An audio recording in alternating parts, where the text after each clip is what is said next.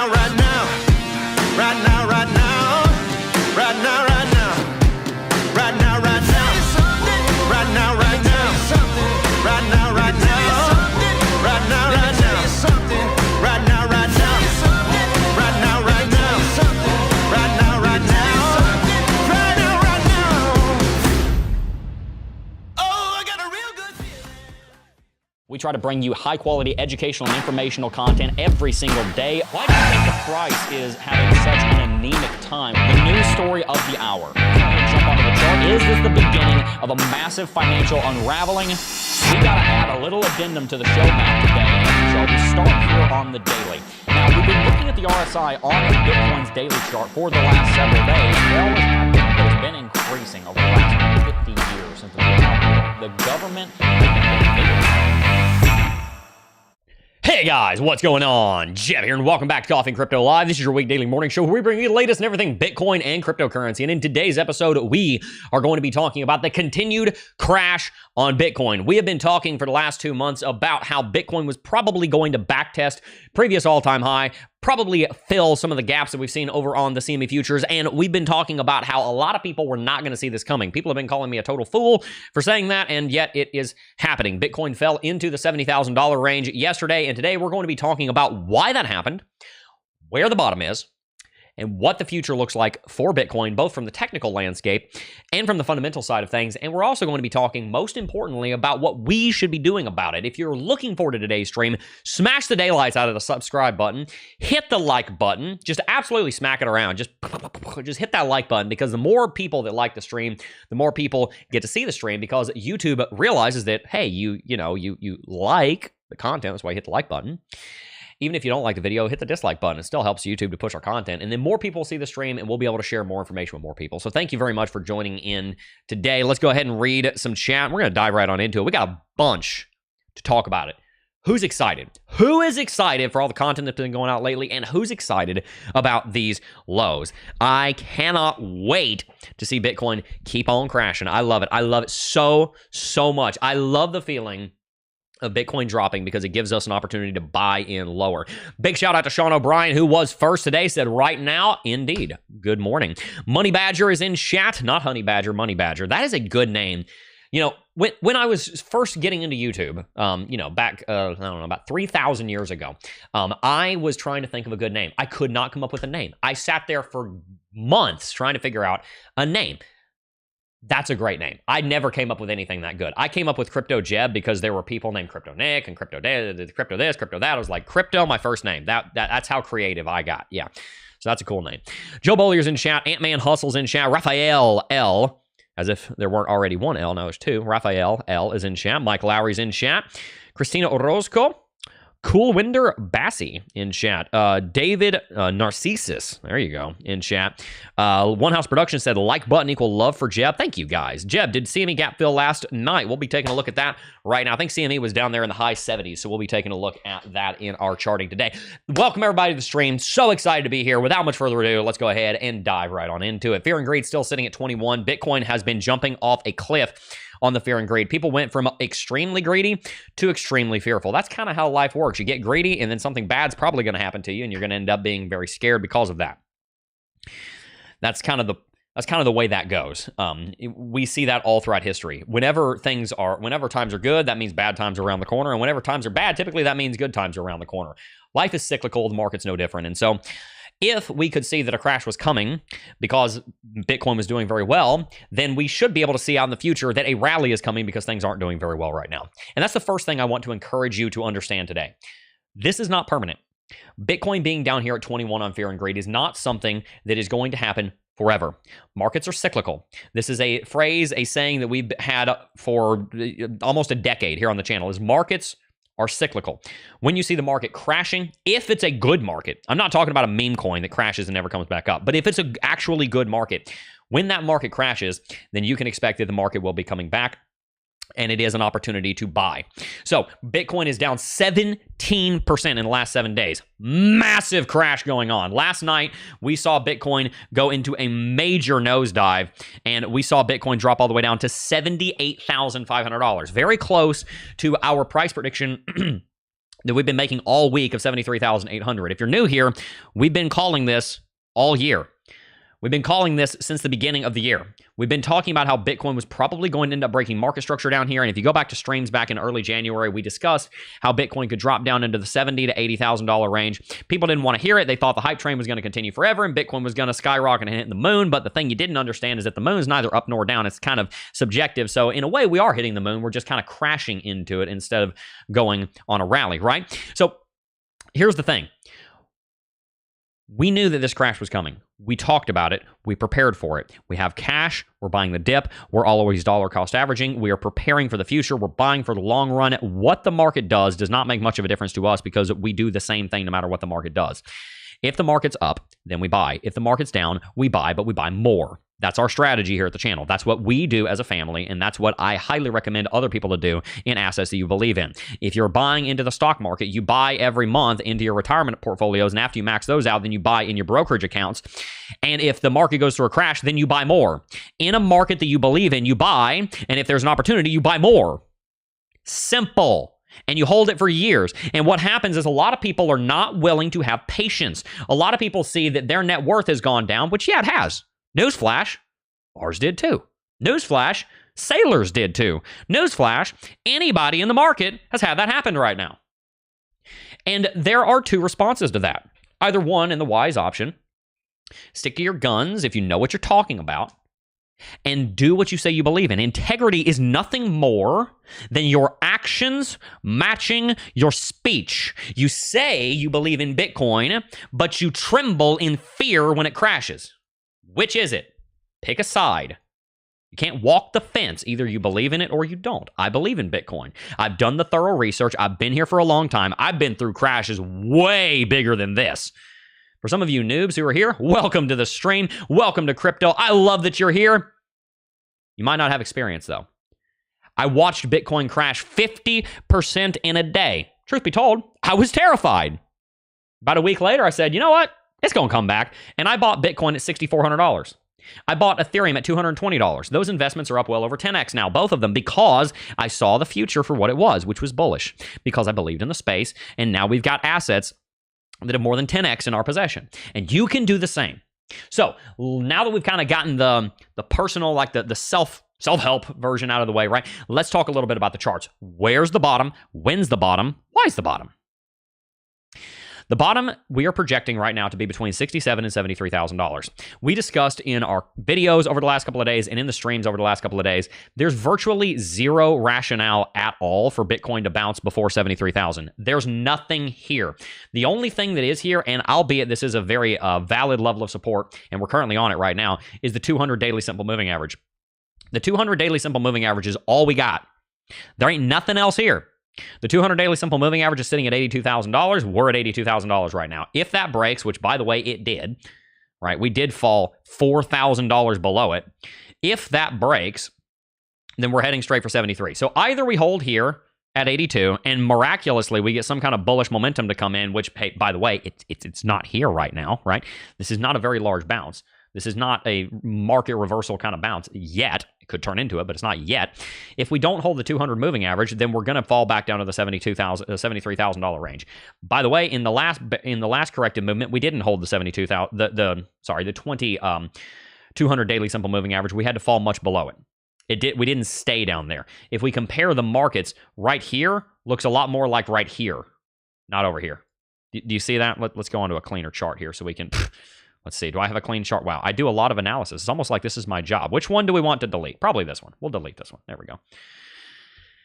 Right now, with the alignment of the moving averages, it looks a lot more like this than this. Do you see that? It's an extremely comparable market. There is an extremely comparable market here. This dip, it's right there. These two highs up here, right there and right there, they're right here, and they're right here, right? Little smiley face. We got the two highs. We got the dip between them, right? Little smiley face. Here we've got the 20 DEMA diving below the, what is that? That's the 20 DSMA. That cross. 20 DEMA diving below the 20 DSMA. Where did that happen? That happened right here. See? See the similarities? Let's go ahead and draw the similarities here. Let's kind of do the spot the difference, right? There aren't many. Here's this cross right here.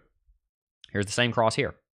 Here's the first bounce down to the 200 daily simple moving average. That's where we are right now. As you can see, at this point in time, we had already had half of the correction play out, and there was still another 40 or 45% of the correction to go before our eventual real bottom here on September the 5th.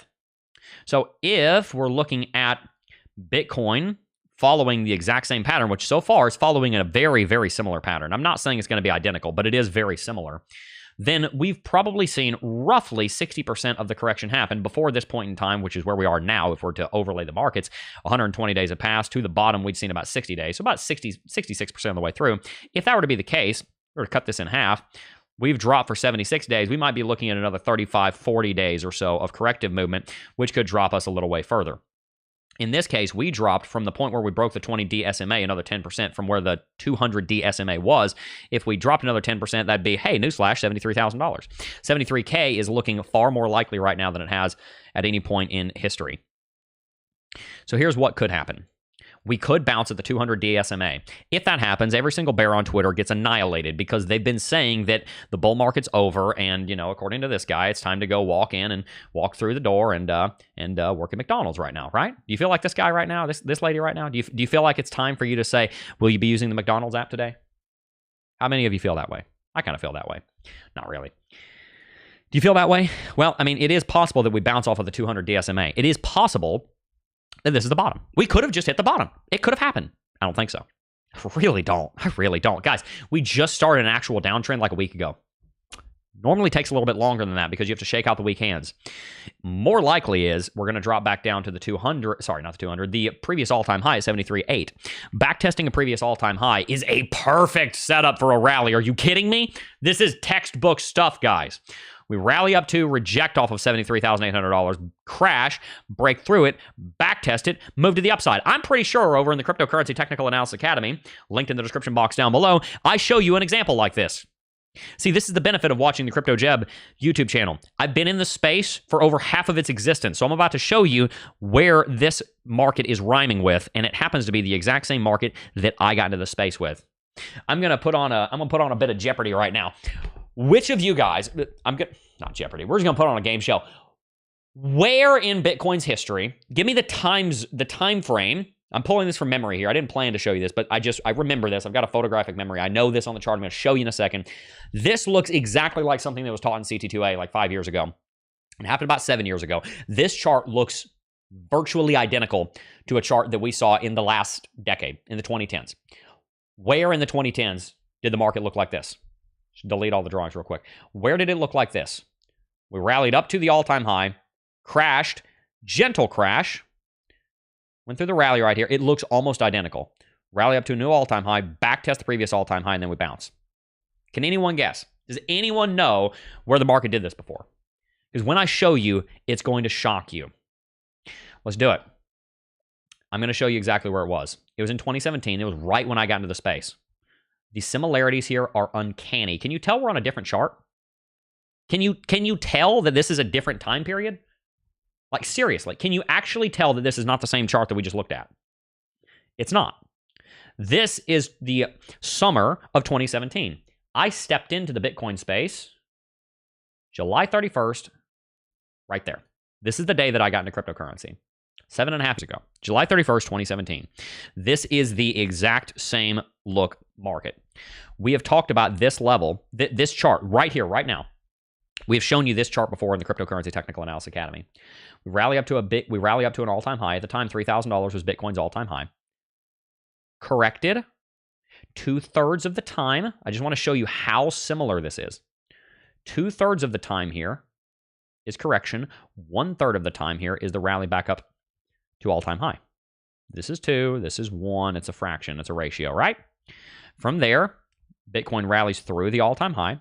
Aggressive, strong rally. We rally post all-time high, about 64%. And then we backtest down to the previous all-time high at $3,000. And we all know what happens from there.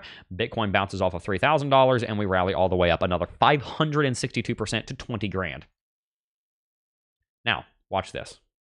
I'm just going to show you the similarities here. I got this really cool trick. We just click the market. Watch this. This is 2017, and you can see what happened. 3K was the all-time high. We rallied all the way up to 20K. Now watch this. This is our current market. Let's make this a little bit cleaner. We'll do that again. Do that again so you can see the similarities here. Come over here. This was the market then. This was the market then. This is the market now. Bingo. You see that? Do you see the similarities? I do. So, what do we do here? Do we bounce at 200? Maybe. I don't really think so. We didn't bounce at 200 the last couple of times. We didn't bounce at 200 here. And we didn't bounce at 200 here. So why would we now? We could, but I don't really see that happening. What I see more so happening is that we're dealing with new market structure in this cycle, and we're more so looking at bouncing at the 300. Let's take a look at the 300. I don't know where it is, but I've just got a feeling, after having chart vision for 7 years, I've got a feeling that 300 is probably the level. I have not pre-analyzed this, just got an idea. I actually prefer to do most of my technical analysis live on the spot. I don't plan it. That's a conscious effort. We script our videos for the most part for planning's sake, but I prefer not to plan so much our technical analysis so I can kind of make predictions and stuff on the fly. I'm predicting that 300 SMA, DSMA will be the bottom for both of these corrections. Looks like it is. That was the exact bottom here in September of 2023. Let's see if the prediction holds true for the next major drop, and therefore it is. As you can see, the 300 DSMA is right there. This is exactly where the Bitcoin market bottomed, was at the 300 DSMA, and won't you know it, we fell a little bit below it right here. Wouldn't you know it, the 300 DSMA is just above the previous all-time high at $73,800. So if you are not convinced yet that $73,800 is the bottom of this market, please tell me why in the chat. Obviously, things can change. It is possible that some kind of black swan events happening. We've got some really big question marks right now. Are we going to get a state-sponsored Bitcoin strategic Bitcoin reserve, or are we going to see a federal strategic Bitcoin reserve? Are we going to see that on the federal government level, or are they all going to get rejected at the state level in the next month, and they all get rejected, and it gets it kind of tapers off and doesn't happen at the federal level? If that happens, yeah, bearish, we could drop lower. Totally. We could break the market structure. We could break history, and we could see something more catastrophic than this happen. We could see a $67,000 Bitcoin, for example, which is our visible range volume profile point of control. We've talked about that recently. It is a possibility. What's more likely is that we bounce at the previous all-time high, exactly like we did in 2017, and more likely, and likely we'll also see Bitcoin go on a major rally from there as well. Probably a bounce around 73 and a rally from there. Now, what does that look like? Well, as you can see, in 2017 and recently, we saw about 2/3 of the time was in correction. See here, from top to bottom, 175 days. From bottom to top, we're looking at about 67 days, about 3 to 1, 2 to 1, something like that ratio. We correct for about 2 to 3 X, for about 2 to 3 times the amount of time that we rally up until we break all-time high. And then we go on a pretty large rally. In 2017, we rallied 65% off the all-time high. In this case, we rallied 48% off the all-time high. Makes sense. We've got diminishing returns. 3K market cap, a lot easier to move than 100K market cap. But nevertheless, the point is we correct for about three times as long, 2 times as long as we rally under the all-time high. If that's what happens here, and we've been in a correction here since that all-time high of 108 or so, of about 73 days, then let's say it takes us another 20, 30 days to bounce down here. We might end up rallying in 30 to 40 days back to all-time high. So what we may end up seeing happen is something like this. We spend another month or so dropping down to our local bottom. We're moving pretty quickly in the last week, so it could happen faster, but we spend the next 2 to 4 weeks moving down to our bottom around $73,000. From there, we spend about half as long as it took to get down here to rally back to the upside. So if it's half as long as 130 days, maybe it's another 60 days, and we're looking at a 60 to 70-day rally back up to all-time high. That places us sometime out in July. So I'm just going to kind of stick this cross line here. All-time high on our 8th anniversary of being in the cryptocurrency space around July 31st or so of 2025. Can other things happen? Sure. This is just an example of what may happen, but this is probably around the time that we're looking at Bitcoin coming back to all-time high. It makes sense. It would be a beautiful market, and from there we could go on and rally several dozen percent higher from the all-time high. If we were to rally similarly, another 40-50% off the all-time high, we would probably rally to about $153,000. And as you'll be seeing in a price prediction video going out on Monday, our price prediction is that by the end of summer, August, September, that kind of territory, we are looking at about $150,000 Bitcoin. Conservatively, 125, more aggressively, 175. Right down the middle of the road, about $151,000 to $153,000 on $153,000 Bitcoin. So that's where I think we're going, and that's why I think we're going there. But we've also got to look at the fundamentals, because there are a lot of things that can throw this off. Something we've got to keep in mind is that there's a lot going on fundamentally right now. We've got a lot of purchasing from Saylor. We've got a couple of different charts I want to show you. For example, the over-the-counter desk balance for Bitcoin has crashed. 4 years ago, there was 500,000 Bitcoin on OTC markets. Today, there's less than 140,000. That is significant because that means that when institutional players and when companies and governments want to acquire Bitcoin, there's not much OTC Bitcoin left for sale. Why does that matter? Well, over-the-counter markets do not impact the price of Bitcoin. They impact the supply of Bitcoin, but they don't impact the price of Bitcoin. The price of Bitcoin is determined by the actual order books on exchanges. For example, if somebody has a sell order placed for $100 of Bitcoin at $95,000, and all of those Bitcoin are bought, then the next sell order comes into play, and that might be at $94,490. Probably not that low, $94,990, right? If you buy up all those sell orders and there's nothing left, then the price ticks down to the next one, and so the buying moves the market, right? And so that's how you actually move the market, is through the exchanges, not through the OTC market. The OTC market being off market, over the counter, not exchange, does not actually directly impact the price of Bitcoin. It impacts the supply and demand, but not actually directly impacting the price of Bitcoin. It has an impact on the price of Bitcoin, but far smaller. When this OTC Bitcoin runs out, which it probably will, because people like Saylor and soon to be U.S. Federal Reserve, U.S. federal government and states, El Salvador, banks in the United States, foreign institutions, sovereign wealth funds, like for example, Norway's got a buttload of money that they'll probably end up deploying some of it into Bitcoin. Saudi Arabia looking at buying Bitcoin with their sovereign wealth fund. These oil-rich companies with countries with so much money they don't know what to do with. They're going to put some of it into Bitcoin. They sell their liquid gold for digital gold, right? Sell the oil, buy the Bitcoin. This kind of thing happens. There's only so much OTC Bitcoin to go around. There's no evidence at all that the amount of Bitcoin on over-the-counter markets is going to increase. Like anywhere, there's no evidence of that. No reason to believe that's going to happen, which means OTC will eventually run out of Bitcoin, more or less, which leads these large companies and institutional players to have to buy from the exchanges. Here's the deal, though. 15 almost million Bitcoin of the 20 or so million Bitcoin that's in circulation are owned by individuals. I don't know about you, but I'm not giving up my Bitcoin for anything. You couldn't pry it out of my cold, dead hands because I'm dying with the seed phrase and giving it to my family. You're not getting it. Right? I am holding it for the long run. 70% of Bitcoin is owned by individuals. We're so worried about governments. We're so worried about businesses. I don't know if you can see this over here. I think you can. Businesses and governments own nowhere near as much of the Bitcoin as people make it out to be. People say, oh my gosh, I don't want Bitcoin being bought by the U.S. government. I don't want Saylor owning all of it. Businesses, funds and ETFs, and governments own cumulatively like 15% of the Bitcoin. The rest of the Bitcoin, the vast majority of it, is owned by individuals or Satoshi, who has not moved his Bitcoin in 14, 15 years. So here's the point. Eventually, these institutional players are going to be buying Bitcoin. They're not going to stop wanting to buy Bitcoin. They're just going to have to buy from individuals. And individuals are a lot less likely to cough it up than an OTC market that doesn't make money necessarily by holding the Bitcoin, although they do. They more so make money from the transaction fees. They don't care. They'll sell it. The individuals, not so much. They've got a much more vested interest in it because they want to be the institutions. They want to start businesses. They want to have financial sovereignty, and Bitcoin's their way to do it. So they're not selling the Bitcoin. As time goes on and as the OTC markets start having less and less Bitcoin, it becomes far more difficult to find the Bitcoin, which means that the price is going to increase because the Bitcoin will be being bought on exchanges. So, is it likely that Bitcoin's going to go to these large price targets? Yeah, it is. It is very likely. Is this bull market over? No, there's no reason to believe that. Are there bearish fundamentals right now? Yeah, we had, I think, 5 states right now. North Dakota, South Dakota, Wyoming, Minnesota, I think it was, and North Carolina shoot down their strategic Bitcoin reserve bills, or they died in committee. Yeah, they have. Not everybody adopted the light bulb at first, guys. Remember, I mean, Edison was out there shocking elephants with AC current, right? He's trying to prove that it's fatal, right? As if DC isn't also, right? I mean, there's always going to be opponents to progress. There's always going to be people that you're going to have to convince.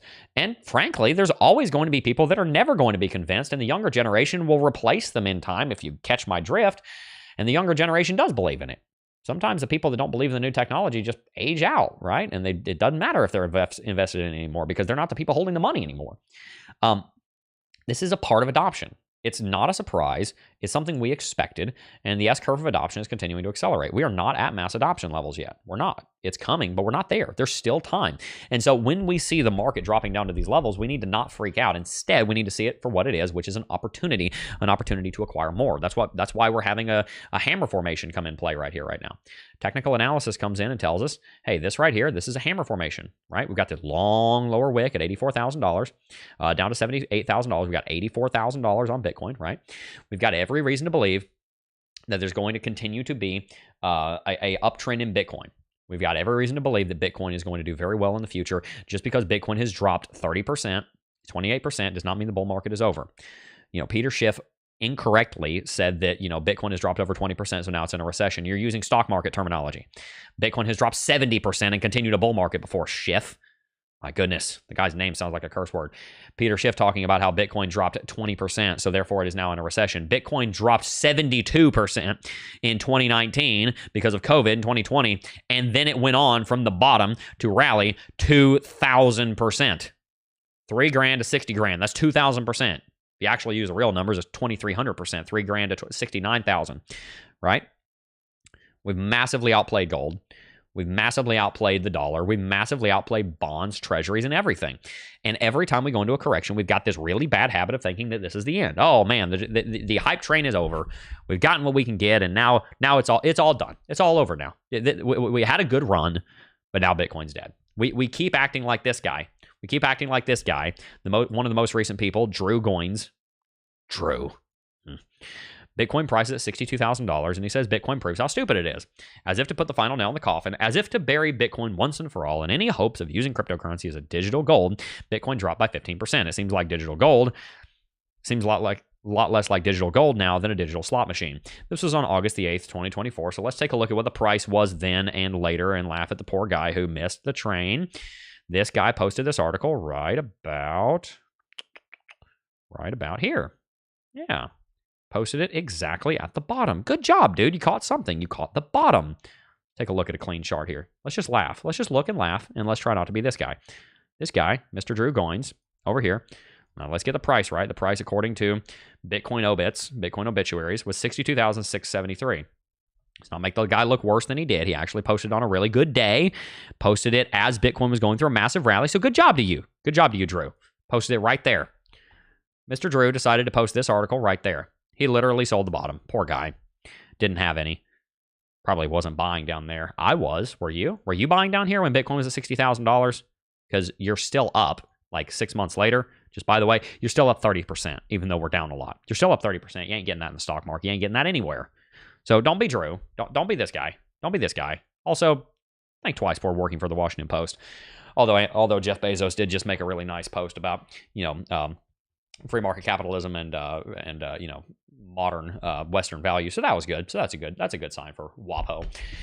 But anyway, the point is, we don't want to be like the people that keep claiming Bitcoin is dead. We don't want to be Peter Schiff because, Bitcoin drops 20%. He says, ha, I'm right. And, ever since he started crapping on it, Bitcoin is up, 10,000%, something like that. 20% is not a recession in Bitcoin. 60% is a recession in Bitcoin. 28% is a healthy consolidation and correction, which will prepare us for the next leg of the cycle. And I do expect in the next 6 to 7 months for Bitcoin to be trading between $125,000 and $175,000. And I expect anyone who makes acquisitions down here to be very happy in 5 years because they did. Cool. Let's read some chat. Love being here with you guys live. Love reading your chat. Let's see. There's definitely something wrong with Shifty Schiff. Is he okay? No, he's not okay. No, he's not okay. He's decided that he's anti-crypto, and he's riding that train to the bottom. He's riding that train to the bottom. He says, "Well, here's the thing. Let's just use some facts and data instead of the rhetoric that Schiff is using. Right? Let's compare Bitcoin and gold over the last Let's be fair. The last 5 years, last 10 years, last 5 years. Let's look at the last 5 years. In the last 5 years, let's go back to where Bitcoin was 5 years ago today, February 28th, 2019. 5 years ago, 2020. February 8th, 2020. I cannot believe that was 5 years ago. We are getting old, guys. We're getting old. We need to start saving some of this Bitcoin for retirement because we're turning into old geezers. We need to save some Bitcoin so we can tell some kids to get off our lawn. Back then, gold, that was the GLD. Let's not use GLD. Let's use spot price. Gold, spot. There we go. Back then, gold was trading at $1,600 an ounce. Is that right? Let's take a look at that. Let's just make sure I'm correct on that. Gold is at $1,600 an ounce. Yeah, it was at $1,600 an ounce. Cool. All right. 5 years ago today, gold was at $1,600 an ounce. It is now at $2,800 an ounce. So, from bottom to top, gold has rallied. You know, it's going to gold. Going over here. From 5 years ago, February 28th, 2020, $1,600 an ounce. Gold is up 78%. We'll use the actual price, not to all-time high. We'll use the actual price. Gold is up 76% in 5 years. It's about 14% a year. Not bad. If you weren't in Bitcoin, it's a pretty good return. Not going to lie, it's pretty good. I'm not a hater of gold, as in Peter Schiff is a hater of Bitcoin. I'm not a hater of gold. In that same time period, in the last 5 years, since about 5 years ago, Bitcoin, even on the drop, is up 777%. 10x the rally. 10 times larger the rally. And then if Peter Schiff were here, which I would love to have a conversation with Peter Schiff. If Peter Schiff were here, he'd say, but Bitcoin is down 23% right now. Gold, on the other hand, is only down in the last few weeks since this correction started, last few days. Gold is only down by 4%. To which I would say, that's correct. But Bitcoin's up 10 times more in the last 5 years. Anyone who is an actual investor, who is looking at actually succeeding, has got to look at the long-term success of a market, the fundamental changes which will either make it more successful or less successful, and we've got to look at historical returns. Is gold a bad investment? No. I like gold. I'm not against gold, and if you buy gold, you're not going to be unpopular here on the channel. I am very happy about the fact that you're buying a commodity because commodities have a certain amount of forced scarcity. What I am saying is to compare Bitcoin to gold and then say gold is performing better is a lie. I'm not going to go not as far as to say it's wrong. I'm going to go so far as to say the truth, which is that it is a lie. Historically, Bitcoin has outperformed gold since it was created. Period.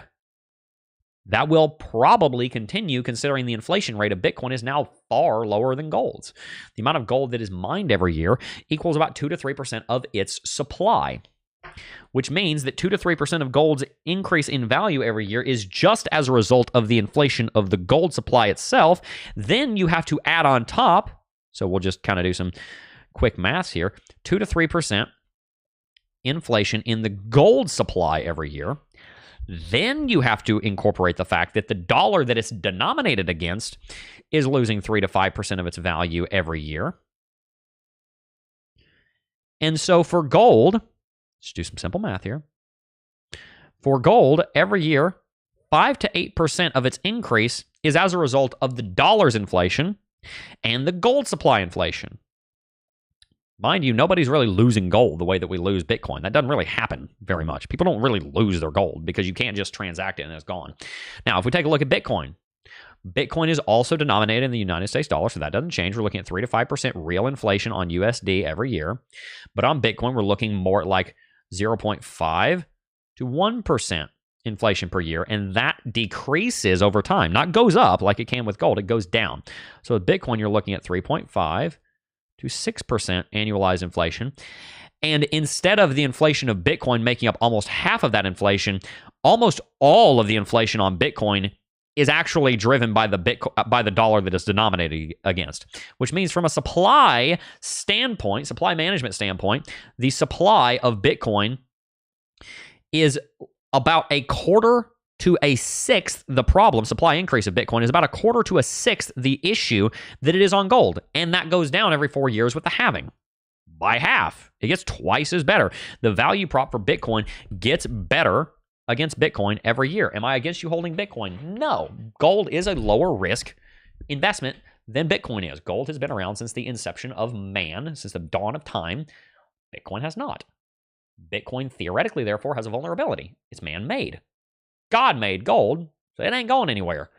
Technically, something could happen to Bitcoin. So should you buy gold? I get you can have some if you want, in the same way that if you're trying to build a well-diversified retirement portfolio, you're going to have some bonds. You may even have some treasuries.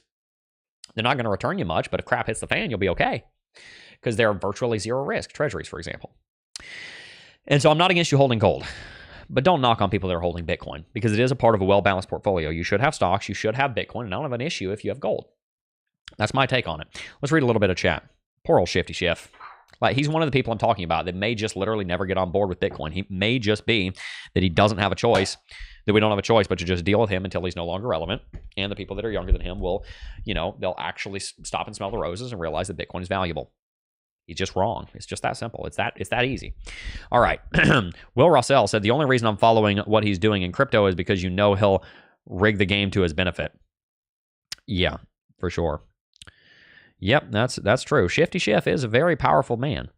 Gold, silver, land, and Bitcoin are assets that will get us away from fiat currencies. Correct. And that's because they are commodities. All right. You got to have both. You got to have your long-term stack and your profit-taking stack. Yep. You can't beat gold and still will be here when Bitcoin has gone to zero. It will be. If Bitcoin goes to zero, gold will still be here, most likely. Although if Bitcoin goes to zero, it's probably because the internet went down and the global electrical grid went down. And so your gold will be not very useful because you're not going to have the ability to really transact in it. If the apocalypse did happen, then yeah, sure. Maybe in the apocalypse, gold's more useful than Bitcoin. But honestly, the apocalypse is probably going to be the end times, in which case you ain't getting out alive anyway, my friend. They're all going to die. So at that point, you don't need to be hoarding gold. You need to be hoarding Bibles, reading them, and obeying him. All right.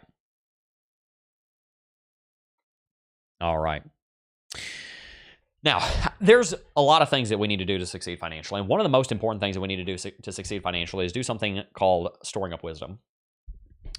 Your wealth, if you have made money in cryptocurrency, is not at the core because of Bitcoin. If I ask you the question, why do you have money? We have money. Why do I have money? Why do you have money? Why? Did I inherit all my money? No, I did not. Love my dad. I did not come from money at all. Did you come from money? Is your net worth because somebody handed you a blank check and told you to fill it in however much you want? Did you inherit it? Probably not. Most of you didn't. Statistically speaking, that's not how the vast majority of people got their wealth. What separates people in a free market capitalistic society, generally, when we're not talking about major disabilities, when we're not talking about, major injustices like kidnapping and murder and all these horrible things, when we're not talking about issues like that, generally speaking, the thing that leads somebody to be successful or not is their own aptitude and their own ability to deliver value into the marketplace. Well, how do you do that? You do that through a 6-letter word that we love around here, WISDOM, wisdom.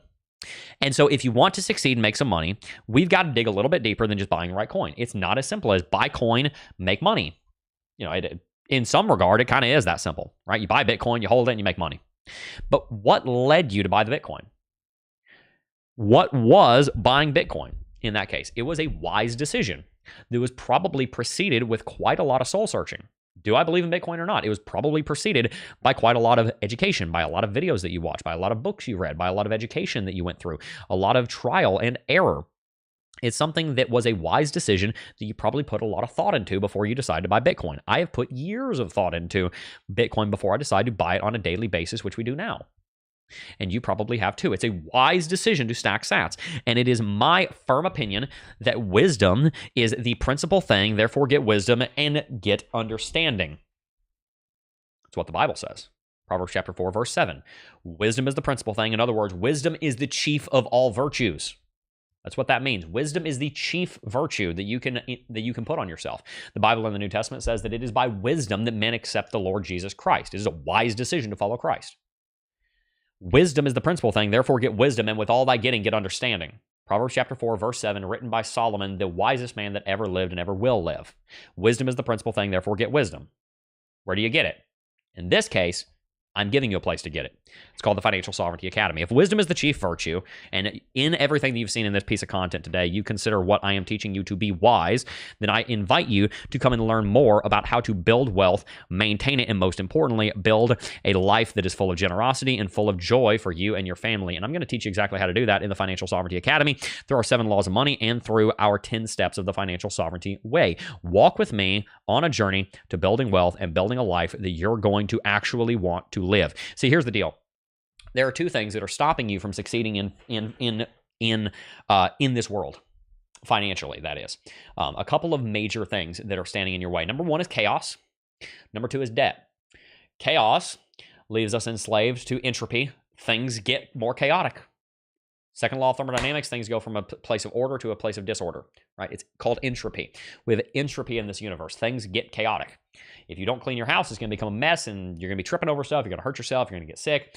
If you don't take advantage of budgeting and long-term planning and financial wisdom that we'll teach you in the FinSov Academy, you're going to end up running out of money. You know why? Because your money's going to go here, there, and everywhere. You're going to have 17,000 subscriptions that you don't know about, and you're not Department of Health and Human Services. You're you, right? And all your money's gone. You're going to have too much money being spent here, there, and everywhere on on eating out and on groceries and just all kinds of mess. And you're going to run out of money. You're not going to have any money.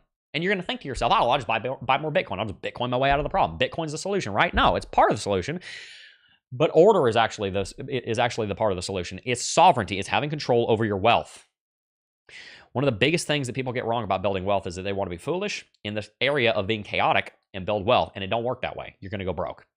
The second major thing that is stopping people from building true wealth and true peace and building an actual life worth living is they're in debt. They got a loan on the car. They got a loan on the house. They got a loan on their kids' college. They got a loan on different body parts that they want to go and alter. I've got really funny stories of people saying that person's got a loan on X, and I'm not going to fill in the blank because this is a PG channel. But people got debt on some funny, wacky stuff, guys. And it holds you back. You're not able to be as aggressive as you want to be in crypto because you know that if you screw up, you got to return that thing. You know if you screw up, you ain't got wheels to make it to work anymore, man. You know that if you screw up and you run out of money and you make the wrong choice, your family ain't got nowhere to live because you got a mortgage. There's 2 things holding you back financially, and I'm going to show you how to get out of them. Number 1 is chaos. You got no clue what's going on. You have no control with what's going on. And number 1 was chaos. Number 2 is debt. You cannot be as aggressive as you want to be building a life for you and your family when you're shackled down by debt because the borrower is slave to the lender and the rich rules over the poor. There's a reason in Proverbs chapter 22, verse 7, it says the rich rule over the poor and the borrower is slave to the lender. There's a context right there. The rich rule over the poor. The borrower is slave to the lender. The rich person is the person lending out the money, generating the yield. The poor person is the person in debt paying the rich person who's generating the yield. If you want to build wealth, then you've got to start making investments in something. You've got to make some investments in Bitcoin. You've got to consider making some investments in the stock market. But before you get there, you got to get control of things. So the FinSov Academy is built out in 3 triads to get you to step number 10. The first triad is called the War on Chaos. We're going to walk through choosing financial sovereignty. Step 1, we forsake foolishness, we declare war on chaos, and we choose to be financially sovereign. We repent of the foolishness. Step 2, we live on less than we make. Scorched earth tactics, baby. If it's not mandatory, it's gone. Step 3, we're maintaining a budget. I'm going to show you how to build and maintain a budget so you know where every single one of your pennies is going. Make sure you don't lose any of them. Step 4, we're moving into this second triad of the FinSov way. This is the war on debt. We're going to save a $2,500 starter emergency fund. This is going to make sure that if the car breaks down, we can fix it and we can get back to work and keep making some money because you're freaking broke. Step 5, we're going to declare war on debt. We're going to eliminate every single piece of our debt except for our mortgage so that we can be almost completely debt-free. This will allow us to be more aggressive in the intentional investment triad. You will be surprised how much more aggressive you will be with your investments and how much more focused you'll be able to be on building wealth when you're not in consumer debt. Believe me, we've been here. We've walked through every single one of these steps. We've had to do it ourselves. It's been hard. It's been hard fought. We've had to do it. We're glad we did it. Step 6, we're going to save a fully funded 3 to 6 month emergency fund. We're going to have some cash. If crap hits the fan, you're going to be okay because you got some cash. This allows you, again, to be more aggressive in your wealth generation, and it allows you to have a more peaceful, prosperous life. That'll lead us out of the out of the first triad, which is the war on chaos. That'll lead us out of the second triad, which is the war on debt. And that'll lead us into the third triad, which is called intentional investment. We're going to do this in 3 steps. Number 1, we are going to invest 15% of our household income for retirement. The video on that will be coming out next week. Step number 8, we're going to pay off our house early. That is in less than 10 years. I'm going to show you how to save hundreds of thousands of dollars on the interest on your mortgage. In the example that's coming in this video was shot this week. It'll be coming out the week after next. I showed you how you can go from having a mortgage where you pay $367,000 on interest to paying about $67,000 on interest with just a couple of changes and a little bit of wisdom. Step number 9, we're going to invest for extra wealth generation through things like real estate, cryptocurrency, which you may have been doing some crypto investment and retirement planning anyway, but you're going to be investing for extra wealth generation in things like 529 college plans, health savings accounts, real estate, fine art, cryptocurrency, whatever it may be. We're going to talk about all the different ways you can generate wealth so that you can enjoy your life. And step 10, after the intentional investment triad is complete, you're going to be living the financial sovereignty life. We're going to give massively, which is the most fun you'll ever have with money. You're going to have a great time doing that. Giving generously to people who need it more than you do is the most joyful thing that you will ever do. If your soul is so cold and dead that you don't enjoy giving money to people, by the time you're done with the FinSov way, you're going to be so elated about what you can do with money that you're actually going to not be cold and dead inside anymore. You're going to enjoy giving money to people because you're going to have enough to go around. You're going to know you can eat. You're going to know you have a roof over your head, and you're going to be so freaking happy to put a smile on somebody else's face. We're going to be investing wisely, so we're continuing to grow our net worth so that we can continue giving massively, and then we're going to live joyfully, which is the ultimate point. I want you and your family to thrive and prosper. I want you to have life and life more abundantly, Jesus said. Are you guaranteed wealth in this life? Absolutely not. Can you worship and love God if you're broke and poor, living in a foreign nation where you have nothing? Absolutely you can. But if possible, I would like for you to have a prosperous, financially successful life, and we're going to show you exactly how to convert riches to wealth in step 10 so that you, your kids, your wife, your husband, whatever it may be, your family can enjoy life, go on the trips you always want to, buy the house that you always want to, but you did all the important wise stuff first. You got out of debt. You declared war on the chaos. You're doing everything you need to do. You're giving wisely. You're helping people, and you get to live an awesome life. I'm going to show you that that is possible wherever you are in life in the Financial Sovereignty Academy. If you have not signed up yet, you need to, because we're only charging $99 a year for FinSov Academy, but per our annual price adjustment due to inflation, our annual inflation price adjustment, next Tuesday, the price will be going up to $104 per year. We will never discount the price of FinSov Academy, ever. It will never happen. We will never lower the price of FinSov Academy, and I will not be changing that date. In prior, we'd been discounting CT2A 20% here, there, and everywhere. We don't do that anymore. We know what we're worth. FinSov Academy is worth a lot more than $99 a year. That's like $8 a month. That's like 25 cents a day. For 25 cents a day, you can change your whole life financially. That's a good value proposition. Sign up with the link in the description box down below. We got videos coming out there every single week. Before long, we're going to be getting these community features online where I'm going to be showing you guys what we're doing in our wealth generation. We're going to be having live teaching between myself and our students. We got so much stuff coming to FinSov Academy. We had 2 videos come out this week. Got another one coming out next week. A lot of content being shot. Probably shooting another video for it this afternoon. It's popping over there. I want you guys to join, and I want you to radically change your life. So sign up for the Financial Sovereignty Academy with the link in the description box down below. Let's read a little bit of chat, and then we're going to wrap it out here. Really appreciate all of you guys for tuning in. Did Jeb ever say where he thought the bottom was? Yes, we did. I believe the bottom is between $67,000 and $73,000, most likely $73,000. And then I also believe that we're going to rally to between $125,000 and $175,000 by the end of September of this year. We kind of went over all the technicals and all the reasons why we believe that earlier on in the stream.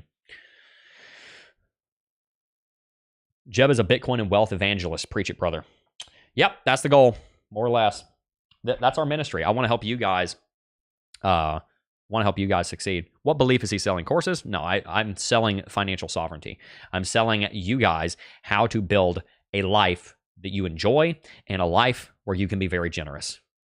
That's the purpose. Our mission here at McAfee Media, which is the company that owns everything, it's my company. We own 100%. Never sold out to anybody or anything like that. All of my opinions are my own and always will be. Never will sell any of the company. This company is for our kids and our grandkids, not for some random corporation that paid us a few $1 million. Because I could. I could do that. But I'm not going to. Our mission is this. We want to help solve America's financial problems one family at a time. It's that simple. I want to solve your problems one family at a time. I believe that if we solve individuals' problems, then we can help solve families' problems, which means we can help solve communities' problems and states' problems and nations' and the world's problems. And I really think we can make a lot of progress if we come together and join arm in arm, start living our life the way that we're supposed to be a light on a hill that cannot be hidden, city on a hill that cannot be hidden, a light shining our righteousness, our wisdom. We can help people. We can make a real difference. So sign up for the FinSov Academy if you have not already. Sharon quoting quoting Proverbs chapter 1, verse 7, which says, the fear of the Lord is the beginning of knowledge, but fools despise wisdom and understanding. Very important.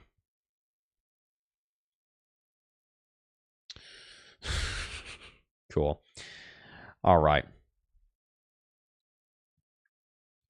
All right. I appreciate all of you guys for tuning in. Let's go ahead and just kind of end it by talking about just doing a quick recap. Bitcoin's probably going to bottom out down here around $73,800, and it is most likely going to end up going on a major rally from there. We expect that Bitcoin will spend another 2 to 5 weeks, 2 to 5 weeks in the correction.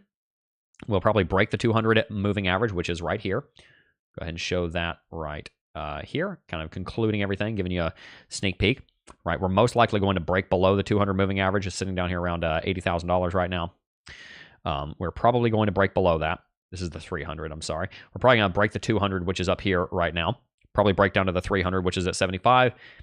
Probably break that just a little ways and drop down to 73,800. From there, though, we will likely end up going into a major rally, and we will end up rallying up to well over all-time high. Probably something more like $125,000 to $150,000, likely by the end of summer. By the way, if you haven't already, make sure to sign up for NordVPN. NordVPN has a great deal going on. It's kind of their birthday over here, so you can get a great deal on NordVPN.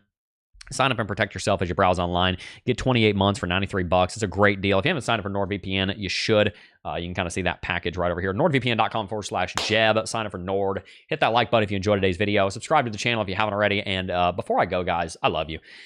If you did enjoy, just stay tuned. We've got a lot of stuff coming. Can't wait. Before I go, I do just first want to thank each and every single last one of you for watching, as always. And I will see you guys in the next video.